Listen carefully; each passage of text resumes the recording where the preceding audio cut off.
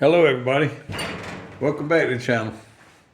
I thought we'd go back and do just a good old-fashioned tutorial video today. I'm going to do some restoration work on a carburetor. This is the original carburetor off of my 1962 CA77 Dream. I'm going to go ahead and fully restore it today as best I can, pending I don't find any unpleasant surprises on the inspection. But I figured we'd go over some of the tools that I have here. Okay, I have a carburetor kit here. There's some caveat with these aftermarket carburetor kits I will give you, but they're still a great source of gaskets and stuff. You just have to watch out for the jets and the needles that are in them. Another important thing when you're old and blind like me is a small magnifying glass. This one works really well. I'm going to show you different ways to measure the float height. I have a float height gauge here. I also have a digital dial indicator. Got a couple of flathead screwdrivers. Carburetor jet cleaner. We hope we don't have to use these, but if you do, make sure you use ones that are labeled for cleaning jets, not for cleaning acetylene torch tips. A can of carburetor cleaner. Now I'm actually going to run this thing through my vapor blaster and then give it 30 minutes in the ultrasonic cleaner. But I will still want to use this and this very thoroughly on it afterwards. You want to get it cleaned out completely. But vapor blasting will restore the surface in a way that almost nothing else can, the appearance. But if you don't have a vapor blaster and don't have access to a service, don't worry about it. That's not really necessary, that's just an extra part. And of course a small set of dental picks here are handy for getting out O-rings and springs and things that are down inside the carburetor that you can't see. So without any further ado, let's get started on this thing. Before we go any further into today's video, I'd like to tell you about the latest happenings at WeBike in Japan. They have two specials going on this week. One is on Gale Speed, custom wheel and brake products for your late model sport bike. And the other is from G-Craft, specializing in custom parts and performance parts for Honda mini motos such as the Monkey and the Grom. Go check them out, japan.webike.net. Okay, I showed you what I have here, the tools I have assembled. Now, I'm fairly certain from experience this will be everything I'll need extra. So let's go ahead and take this thing apart and lay it out. We'll take the top off. This one has the spring on it. The motorcycle is running and riding perfectly. I put a VM22 McCuney on it. Now I put a genuine McCuney, not a Chi-Cuney. That's my personal preference. And what I will always do given the choice. We'll pull the slide out here and inspect this. The slide has a little bit of wear on it, but it's still serviceable. Let me show it to you up close. I had WD-40'd this thing in order to, so you can see where it's worn through the surface a little bit, but it's still usable. I would probably replace it if I were really worried about it, because it is rubbed past chrome here in this one spot. But for a driver like I have, it will work perfectly for a long time. Now here, the float bowl in this one is held on by a clip, which is why I don't have a Phillips screwdriver over here. I am using a hollow ground screwdriver here to remove the drain screws. I will lay this carburetor completely out and show you all the parts before I move on.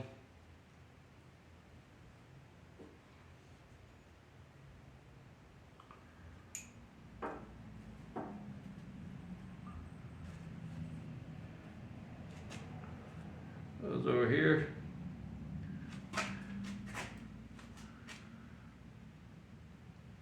These things have a fairly unique clip in that holds the needle in. It's an unusual shape. So I will put that here. And here is the metering rod, jet needle, whatever your preferred terminology. This is another part you'll want to inspect carefully. And if possible, reuse the original. Okay, we have this screw off here.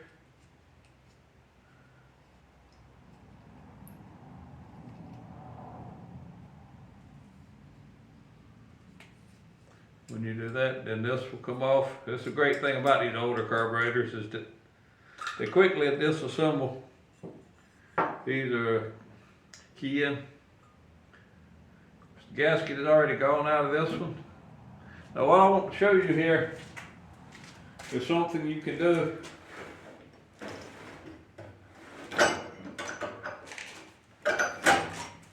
It's not really necessary with this one because the pin is loose.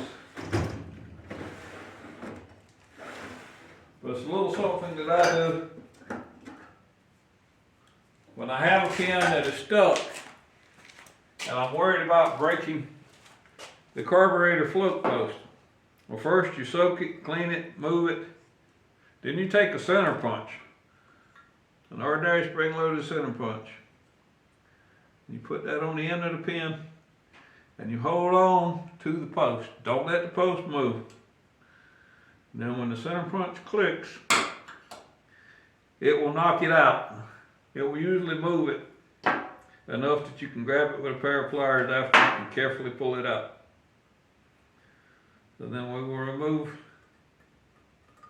the float pin.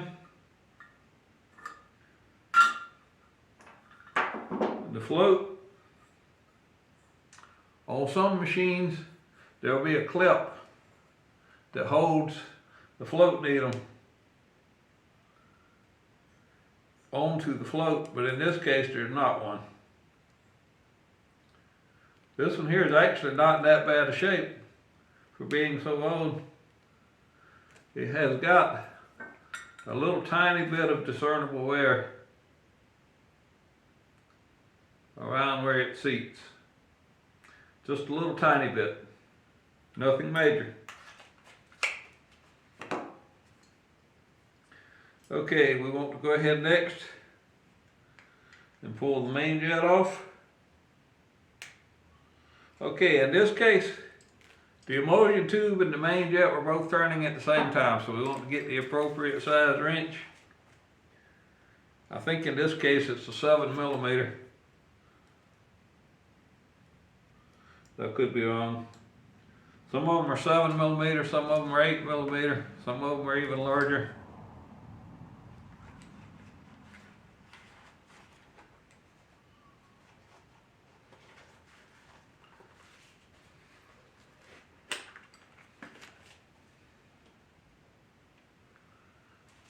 So we got the 8mm on here.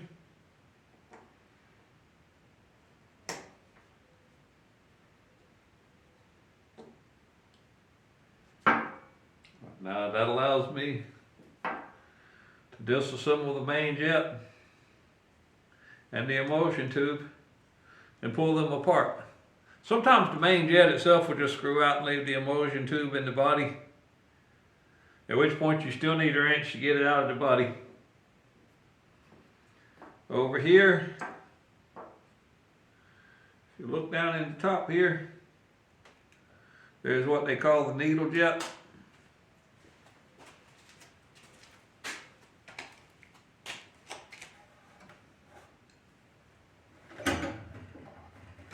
You'll want to very carefully press that out without damaging it.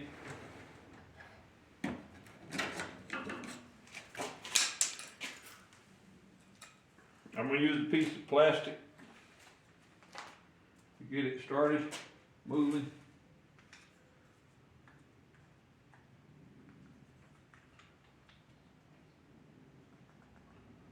So that it doesn't get damaged.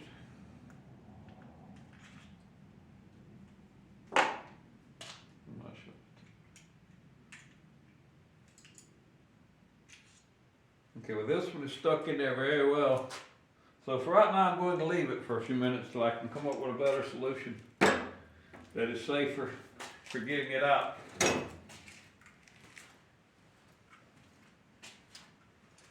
Let's go ahead now and remove the low speed jet, the idle jet. It's down in this recess here. It's difficult to remove sometimes. Make sure you use a good screwdriver.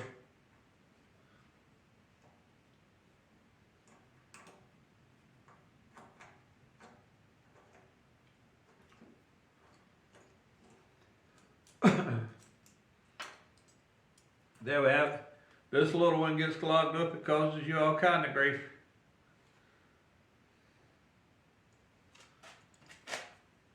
And last but not least is get a 10mm socket.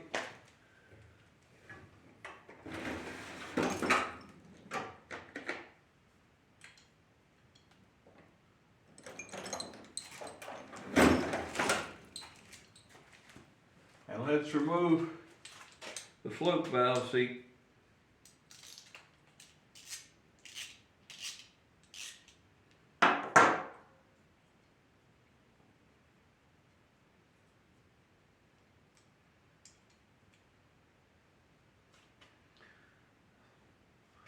This is all in good shape.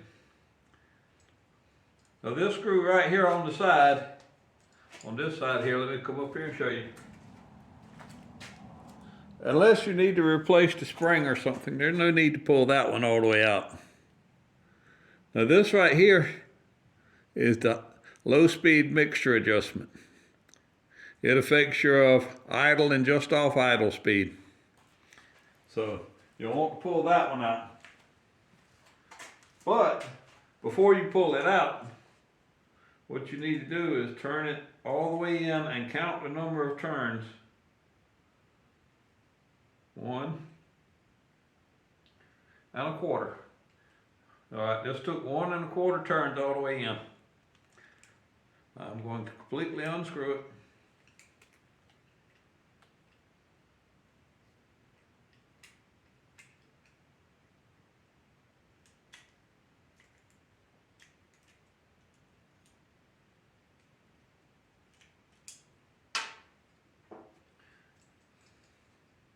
All right, there's a spring in there, it's kind of sticky. So I'm going to reach in there with a pick and pull it out. Not a big deal. I'm sure if I turned the thing up and shook it enough, it would come on out.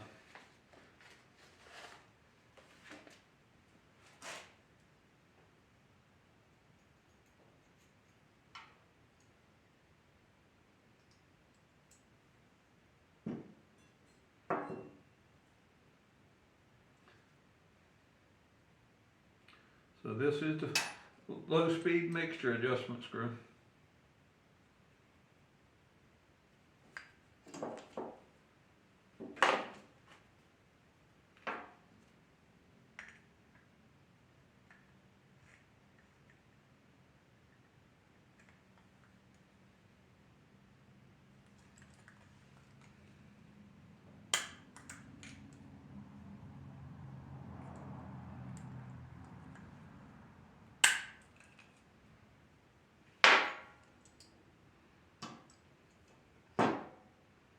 And there we have this little piece here. It's called the needle jet. This is a very important little piece, by the way. I'll show you how and why.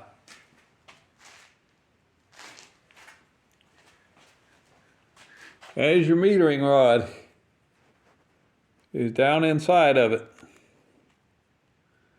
at idle speed.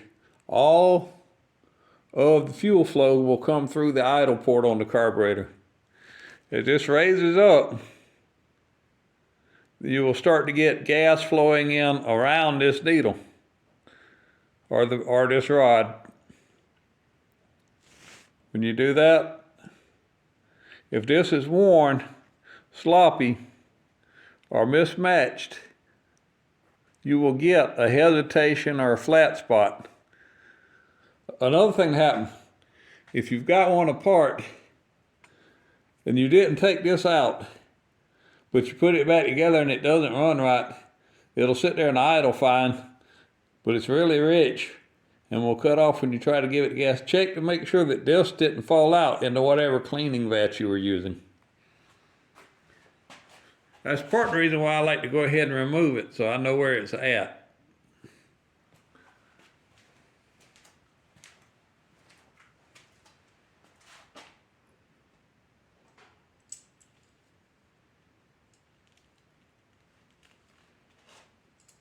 Yeah, give me a second here. I'm going to put things in order so that you can see them.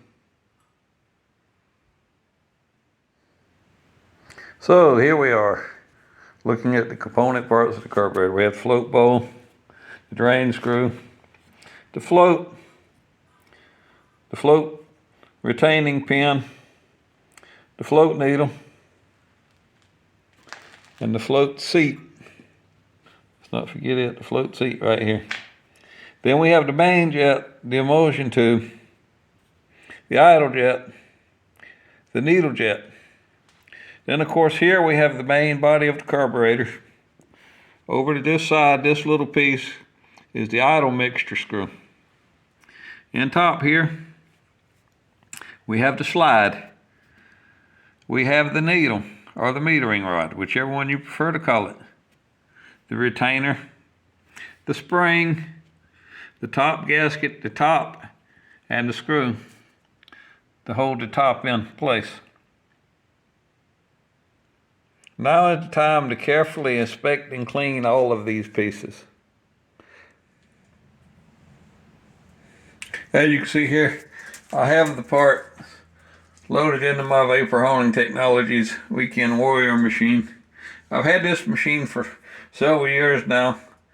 I ordered it with the upgraded pump when it was new, and I've been very satisfied with it. I've got all the large parts over here separately. I have the smaller parts in a wire basket. I will be careful to make sure this doesn't get dumped over, and I will go ahead and be cleaning all these parts. I'm going to actually turn off the camera now, because once I start doing this and the air compressor comes on, it will all pretty much be unintelligible anyway. So stay tuned. We'll be getting the parts out of here in a minute and transferring them over to the ultrasonic cleaner. Here we go.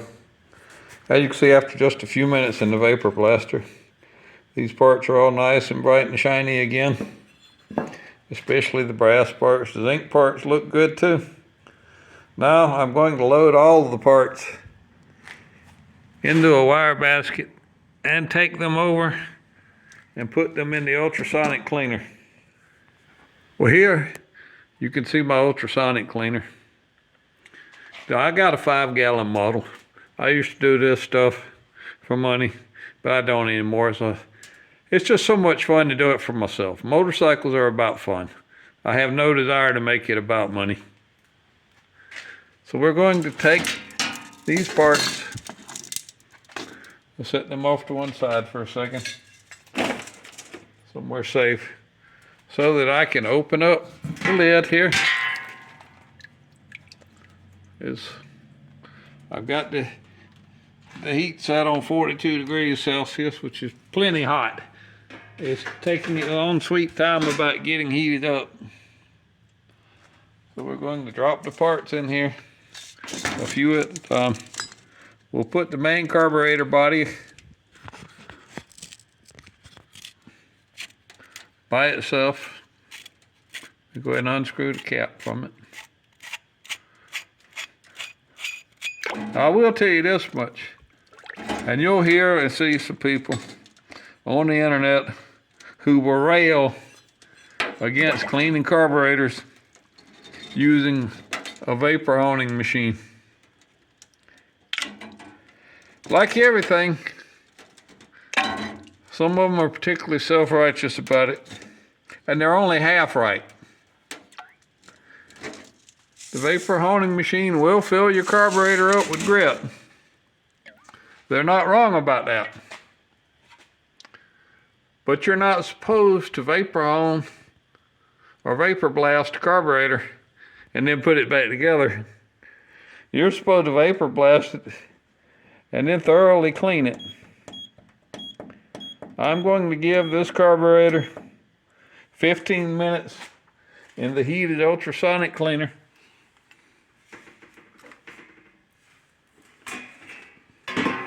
Then I'm going to come back and flip it over and give it 15 more minutes.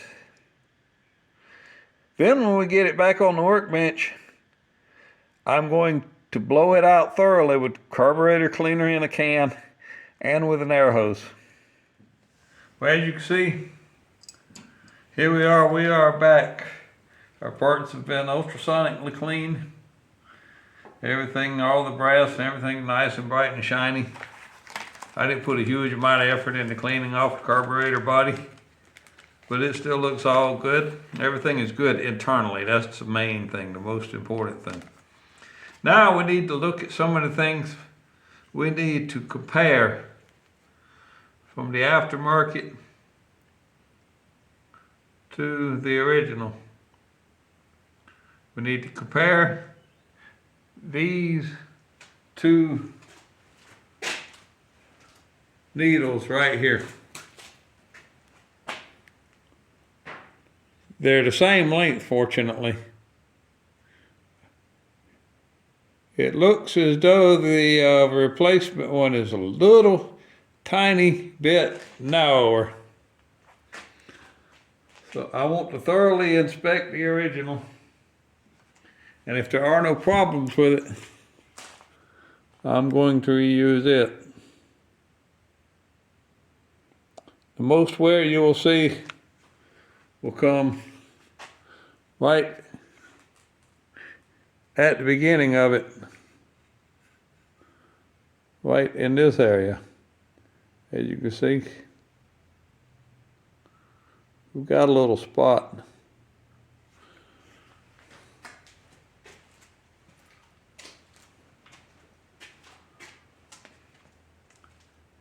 But that is where the step is.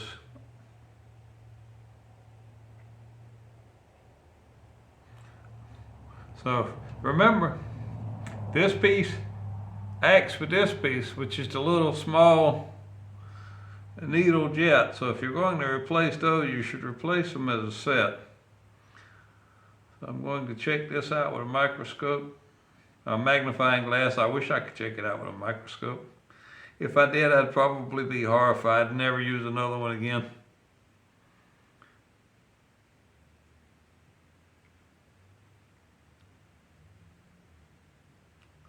But there is some wear on one side of this. I noticed that the clip, the E-clip, is directly in the center mark. Now, so I will replace it with the aftermarket one. But I will also replace the seat that goes into it, if I can. May not be one in this set. And what do you know, there is not one in this set, so I will not be using that after all. I will be putting the original needle back in because these things should be replaced as a set. They go together. The only way I wouldn't replace it, the only way I would replace one without the other would be if it were completely worn out. And it's not. It's good enough to use, so I'm going to leave that alone. We have some springs. One is for the idle speed adjustment screw, which I don't need.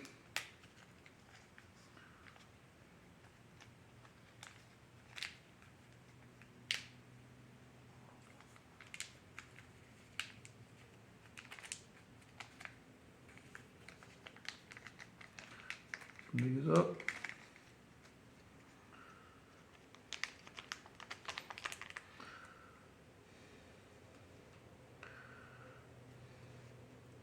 Now let's compare.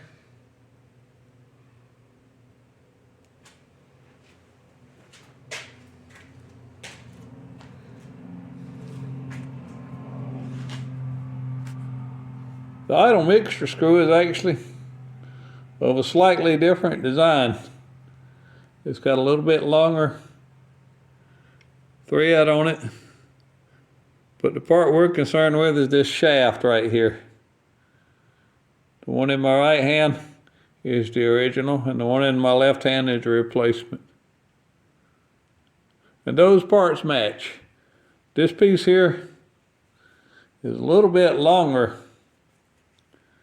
than the original one.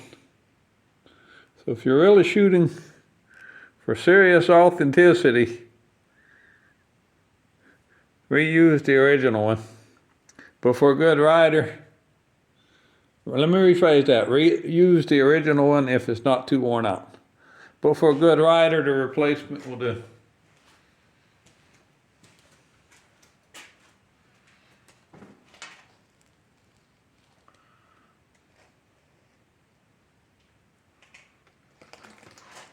Okay, I talked to you about checking the sizes on all the jets. Okay. I don't know if I can magnify this where you can read it. This is in the aftermarket kit.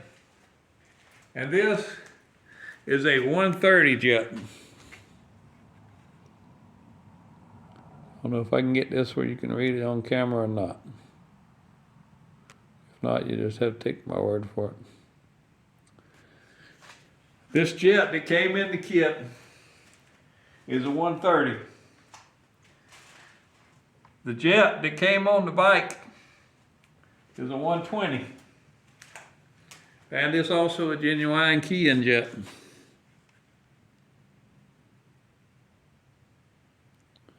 I don't know if you can read through here or not. Yeah, it's written right on the top. So I'm reusing the original main jet. You put it up to the light, see if you can look through it. Take a can of carburetor cleaner. See if you can blow through it. And while you're doing that, you might as well check the emulsion tube too. It has a bunch of little holes in it. Yep, you see the carburetor cleaner coming out of all those little holes. Then take your air hose.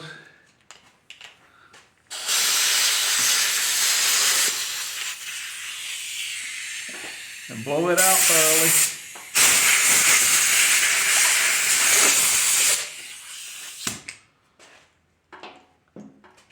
And then hold it up to the light and look through it again. Make sure you can see through it well. Okay, now, the idle jet, a low speed jet. I'll check that as well.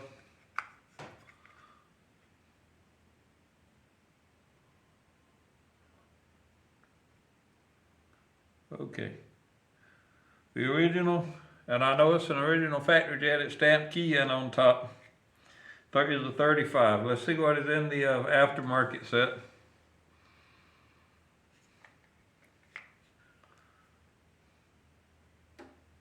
It's a 40.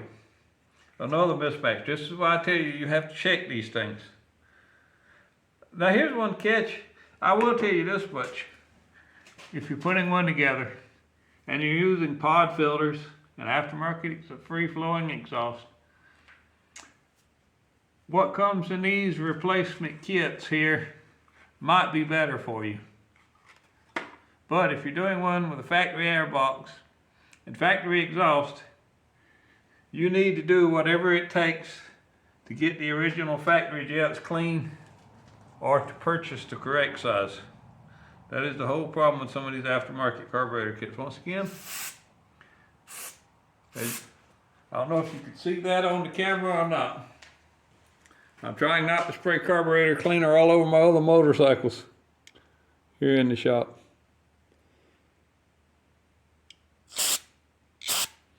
But you should get carburetor cleaner through the hole and you should be able to see through it. Hold it up to the light, see through it. Once again, we'll take the air hose and blast it out. Make sure you hang on to it tight so it doesn't go anywhere.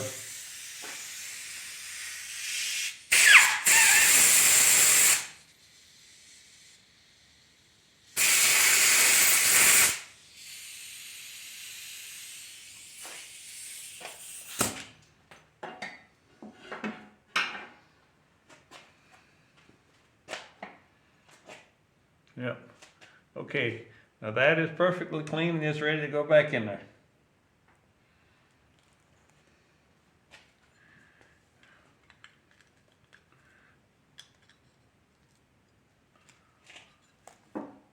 Clean all of this stuff out. Here's the thing about it. After vapor blasting, you want to thoroughly clean these parts. You don't want to take any chance of leaving any grip behind, which is a possibility. There are a few nattering nabobs of negativity who will tell you not to vapor blast a carburetor. If you clean the carburetor properly afterwards, it will be just perfect. In fact, it will be better than if you didn't vapor blast it, because in addition to being clean and shiny, it would also be internally clean. But you cannot run one through a vapor blaster without putting it in an ultrasonic cleaner and then blowing the hose out. Okay, the top looks good here. We're going back with that. Now we want to thoroughly inspect the body. And this is one of those things. Once again, it's a case of everywhere you put fluid in or air in, you want to see it come out somewhere. I don't know if you can see this or not. I'm going to put it up to the camera.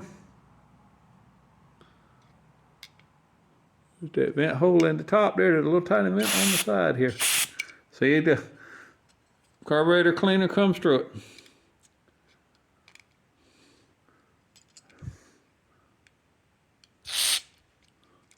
Get it up against the hole, right? Same thing there.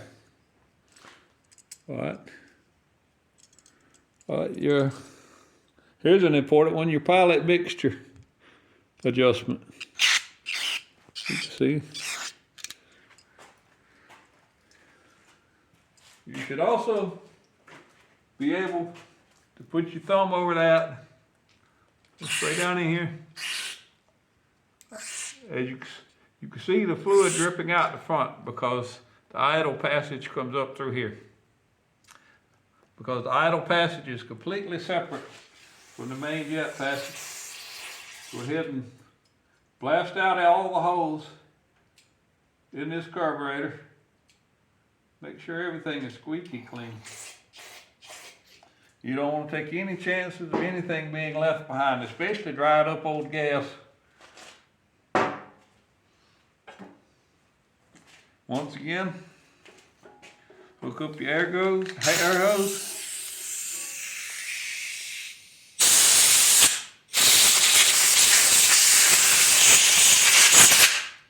Thoroughly clean it all up.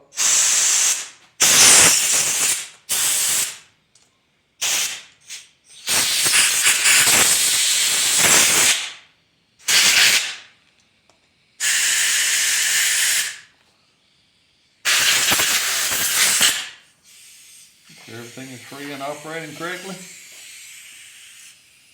Because I didn't bother to take things like the choke linkage and stuff apart, because normally you don't have to. And if you're just trying to get an old bike running, you don't have to worry about vapor blasting or anything. You don't necessarily need an ultrasonic cleaner if you're willing to use plenty of time and elbow grease with the carburetor cleaner. But quite frankly, if you're doing just one little carburetor like this, or even if you've got a set of 4 and you're willing to take them apart, go get yourself a little $30 ultrasonic cleaner from Horror Freight or Canadian Tire or whatever is handy, Northern Tool, whatever is handy to you, and use it. You don't have to do like I do and buy the super expensive ultrasonic cleaner solution either. It's better if you can. I use the Sharper Tech ultrasonic cleaner fluid in mine, and it works great. But in the past, when I was younger and broker and I was cleaning carburetors in a Harbor Freight cleaner, I just used Pine Sol. Pine Sol, I know people that use the Vaporust. Whatever the trick is to get yourself an ultrasonic cleaner, give it plenty of time to heat up and soak the stuff good. It's inexpensive enough that if you're considering old motorcycles as a hobby, you should consider getting one, really. But even that can be done without if you're willing to put in your due diligence. Okay, let's start putting parts in here. I want to compare the design of this with the original. A lot of people replace these things and can't seem to get them to stop leaking.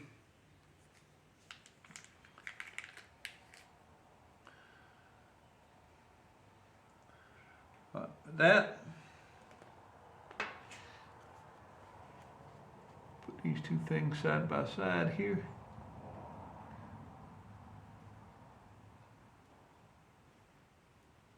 These actually appear to be identical. So this is the new one. Let's compare it with the original seat.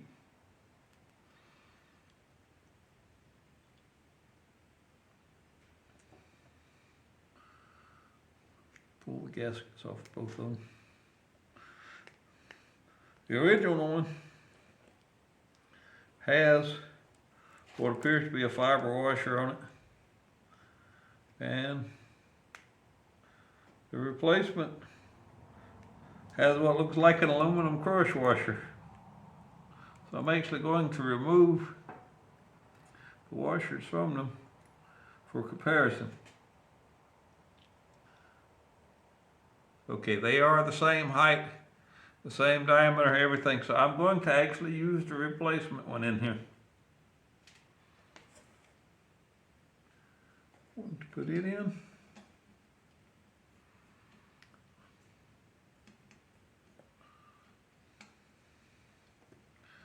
Like I said, you really have to take these replacement parts with a grain of salt. Like I showed you with the jet sizes, they are different. The original jet, main jet, was a 120. The one in the kit's a 130. The original pilot jet is a 35. The one in the kit is a 40. Like I say, it might be handy if you're making modifications such as using an aftermarket air cleaner or exhaust, but if you're putting it back bone stock, not so much. Put this on here.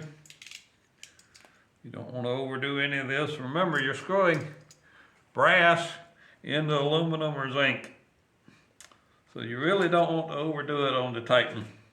You want to get them tight enough to work. Let's go ahead now and put the jet needle back in. Make sure you're orienting it the right way. It's bigger on that side, smaller on that side. The bigger side goes toward the top. Drop that down in there. Then take the emulsion tube. In this case, the main jet is included with it. I have to make sure all of this is going in straight.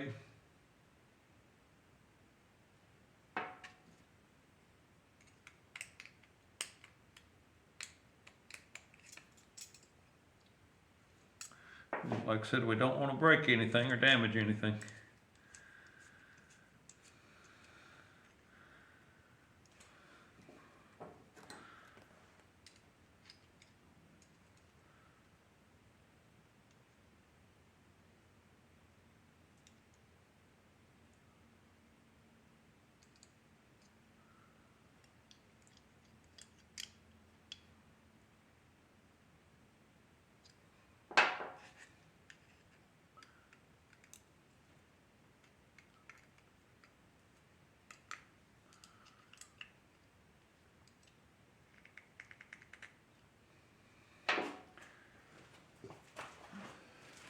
You need to learn how to be firm but gentle.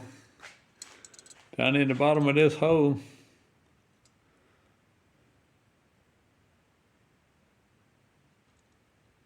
Let me get a light so you can see better.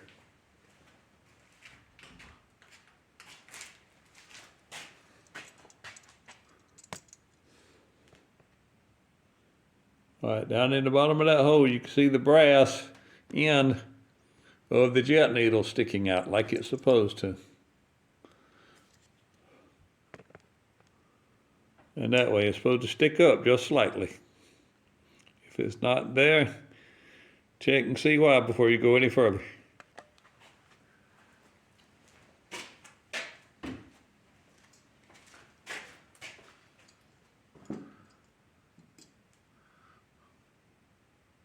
Now let's put our freshly cleaned pilot jet back in. Drop it down in its hole.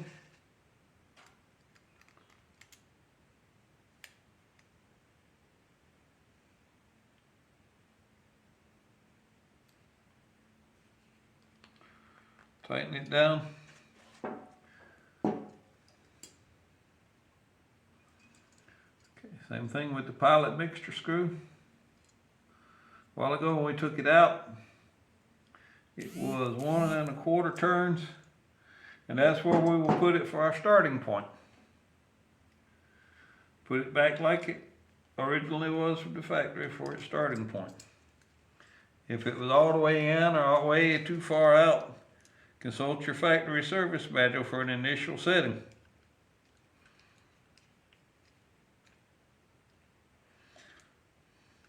If you're in doubt, 1 turn out is a good starting point. Okay, that's all the way in. So let's see, 1/2, 1, and 1/4. That puts it back like it was when we took it apart.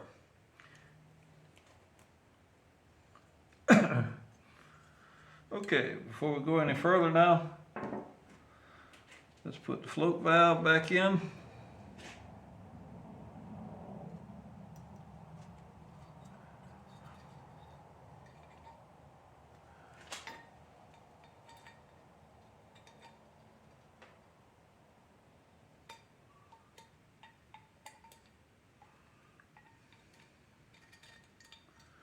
Put the brass pin through.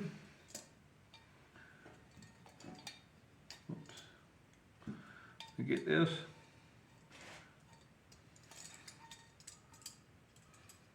I'm actually going to take this off. It is thoroughly removable. Get it out of the way. Make sure that these tabs are not bent and they're both even. Both of the floats are even. That calls, the factory settings call for this thing to be 26.5 millimeter float height from the gasket mounting face, which is down in here. The problem with that being, my traditional float height gauge here won't fit down in that slot. So that makes it a little difficult for me to measure. So what I do here,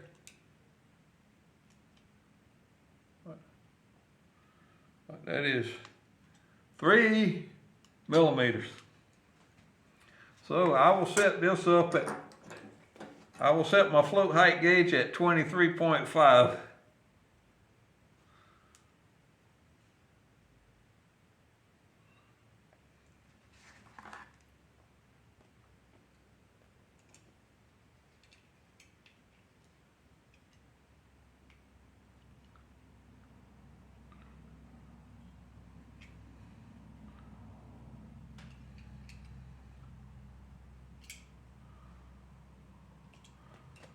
I know I'm being persnickety with this.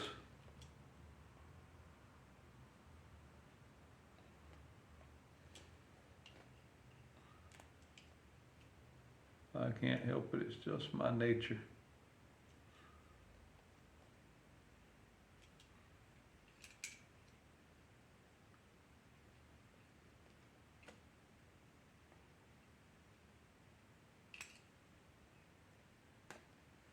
These gauges here are not really all that accurate.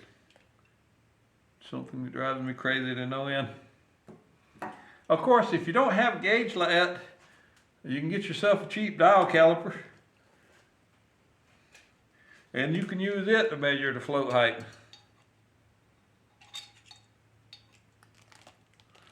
You want it to be at a slight angle where it's just resting.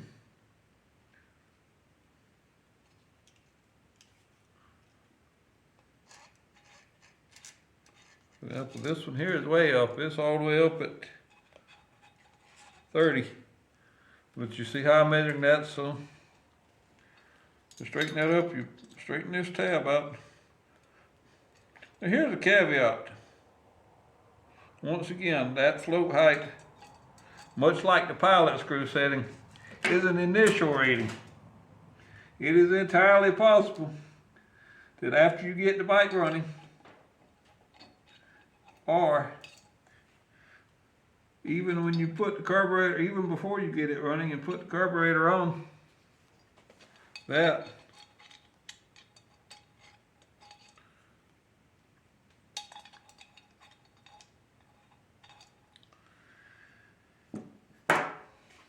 the other thing to do is don't bend down on anything.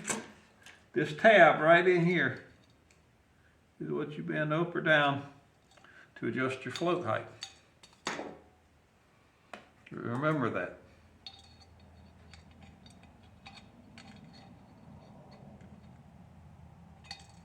I'll just come over to this side. Look at that.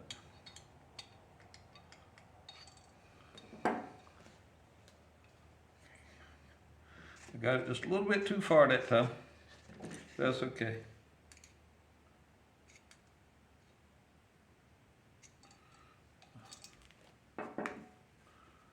As I've said, these things really are, this is a starting point.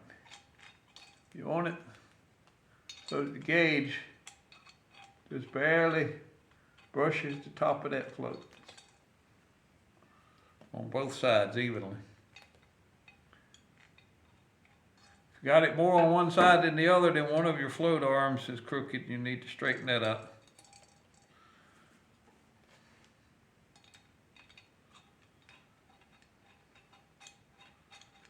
Okay.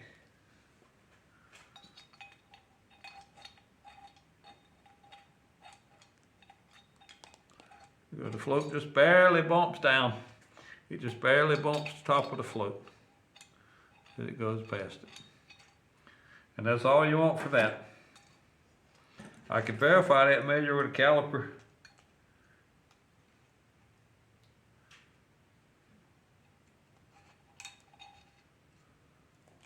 Well, according to my caliper, I got 27. The factory calls for 26.5. So I feel pretty good with that. So this, like I said, this float height on your 305 Dream, on your 1962 305 Dream is around 26.5.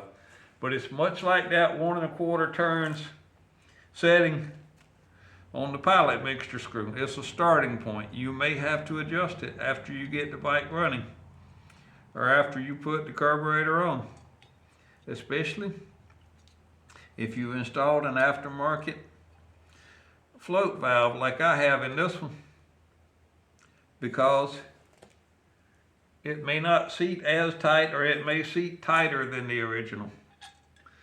The gasket goes in just like that, and this gasket fits perfectly.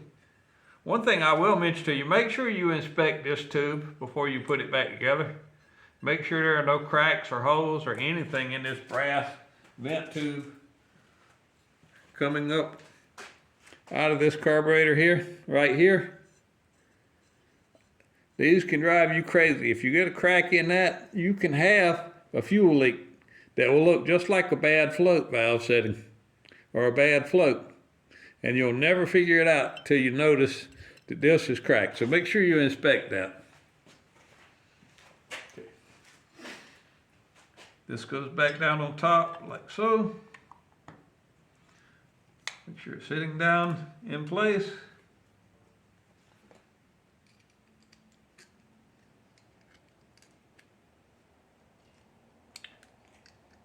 Put all of this back together, make sure. Let me take it apart, put it back on the correct way. It has to go on because it snaps up around this spot right here.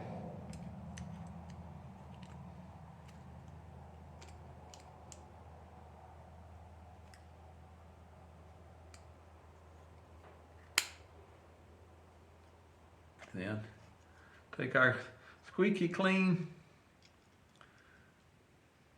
drain screw and put it back into place. So you'll need to pay attention. Some drain screws have O-rings on them and some don't. This one did not have one on it.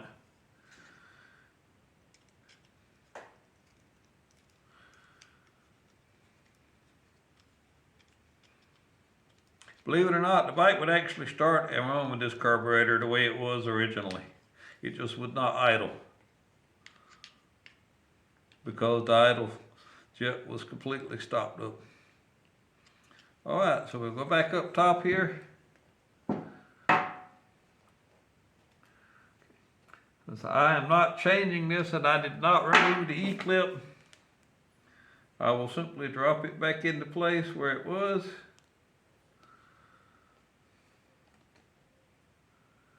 Let me get hold of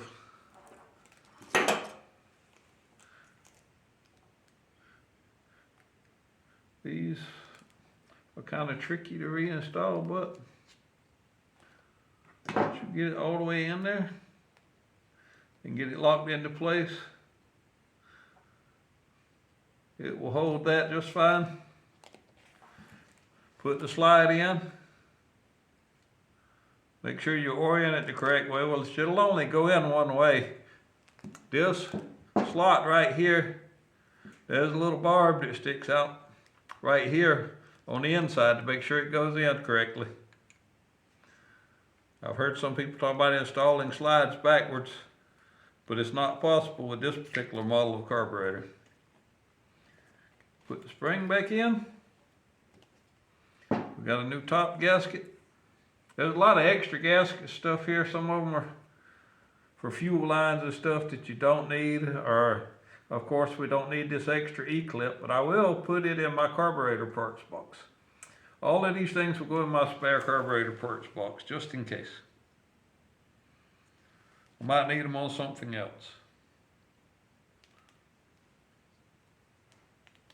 If I ever put this carburetor back on the drain, that will mean that I am restoring it. At this day and time, I have no intention of ever restoring it. But I did want to restore this carburetor instead of letting it sit up with old gummy fuel in it. And this way, at least, it won't be sitting there corroding.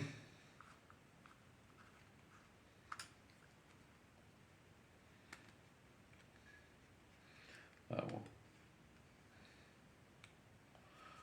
me get this cap lined up correctly.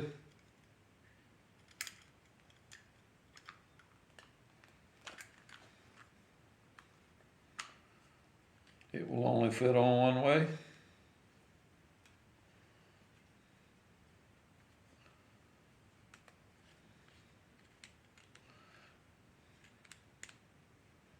I'm having a bit of a butterfinger moment here trying to get this screw in correctly.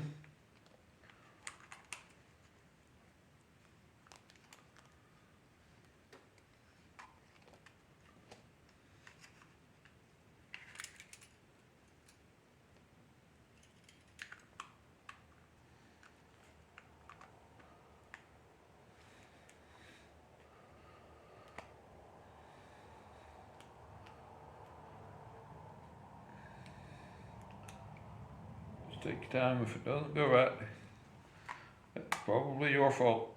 At least that's usually been my case. When something doesn't go right, it's usually been my fault.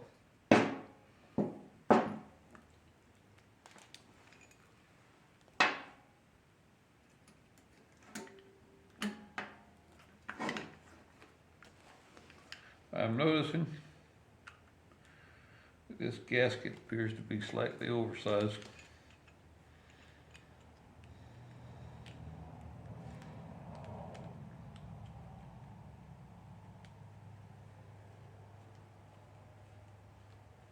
What do you know? I got it just right. Well, I thought I did.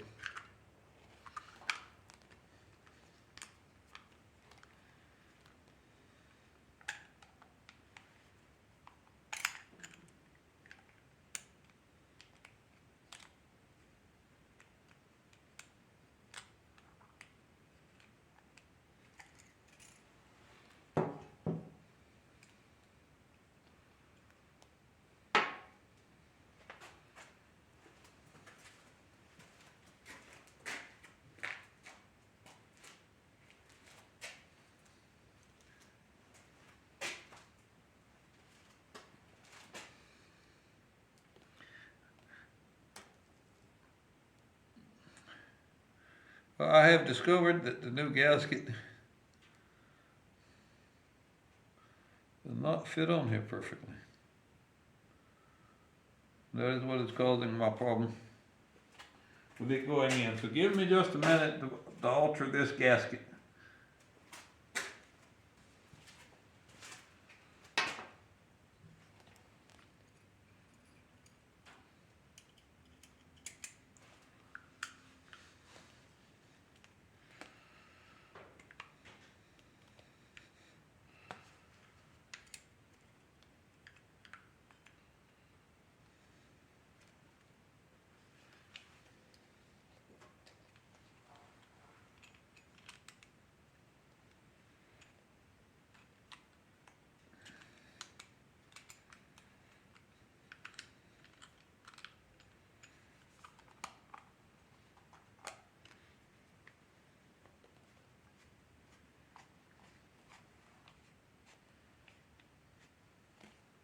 Okay, well that was something I did not expect to have to do, but it's still something you should watch out for. It turned out that the replacement gasket was just a little bit, tiny bit too big and was sticking out from under the top cover plate and was causing it to hang up when I was trying to put the screw back in. Now, since I'm not putting it on the bike, I will very carefully take my screwdriver and move the slide up and down, make sure everything moves freely. As I said, I'm going to be putting this carburetor in the careful sealed storage so that I will have it should I ever want to put the bike back stock. But that's it for now. That is how you overhaul a single cylinder motorcycle carburetor. The basics of it, and goes through. Some of them will have screw-on float balls. You always have to set the float height. Make sure that any hole that you pull a part out of or a jet out of, when you spray through it, it comes out somewhere else. Make sure everything is thoroughly clean, that you can see through all of the jets, and that everything moves freely when you get done. So that's it for now. I hope you learned something. But as always, keep riding, keep wrenching, and stay crazy.